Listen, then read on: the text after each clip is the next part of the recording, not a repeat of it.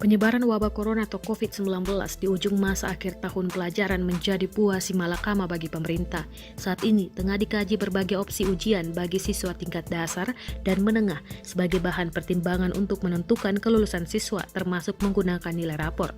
Dari rapat konsultasi via daring online antara anggota Komisi 10 dan Mendikbud Nadiem Makarim, maka disiapkan berbagai opsi untuk menentukan metode kelulusan siswa, salah satunya dengan nilai kumulatif dalam rapor. Ujar Ketua Komisi 10 DPR RI Saiful Huda dalam siaran persnya yang diterima Kompas.com. Dia menjelaskan, rapat konsultasi yang digelar pada Senin malam menyebutkan bahwa pelaksanaan ujian nasional 2020 dari tingkat SMA, SMP hingga SD ditiadakan. Kesepakatan ini didasarkan atas penyebaran COVID-19 yang kian masif. Padahal, jadwal UN SMA harus dilaksanakan pekan depan. Pun begitu dengan UN SMP dan SD yang harus dijadwalkan paling lambat akhir April mendatang. Penyebaran wabah COVID-19 diprediksi akan terus berlangsung hingga April, jadi tidak mungkin kita memaksakan siswa untuk berkumpul melaksanakan UN di bawah ancaman wabah COVID-19 sehingga kami sepakat UN ditiadakan, ujarnya. Huda mengatakan, saat ini Kementerian Pendidikan Kebudayaan atau Kemendikbud tengah mengkaji opsi pelaksanaan ujian sekolah berstandar nasional atau USBN sebagai pengganti UN.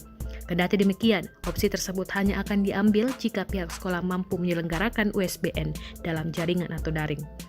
Kami sepakat bahwa opsi USBN ini hanya bisa dilakukan jika dilakukan secara daring.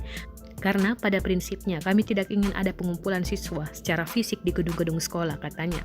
Politikus PKB ini menegaskan, jika USBN via daring tidak bisa dilakukan maka muncul opsi terakhir, yakni metode kelulusan akan dilakukan dengan menimbang nilai kumulatif siswa selama belajar di sekolah. Untuk tingkat SMA dan SMP, maka kelulusan siswa akan ditentukan melalui nilai kumulatif mereka selama 3 tahun belajar. Pun untuk siswa SD, kelulusan akan ditentukan dari nilai kumulatif selama 6 tahun mereka belajar. Jadi nanti pihak sekolah akan menimbang nilai kumulatif yang tercermin dari nilai rapor dalam menentukan kelulusan seorang siswa, karena semua kegiatan kulikuler atau ekstrakurikuler siswa terdokumentasi dari nilai rapor, ujarnya.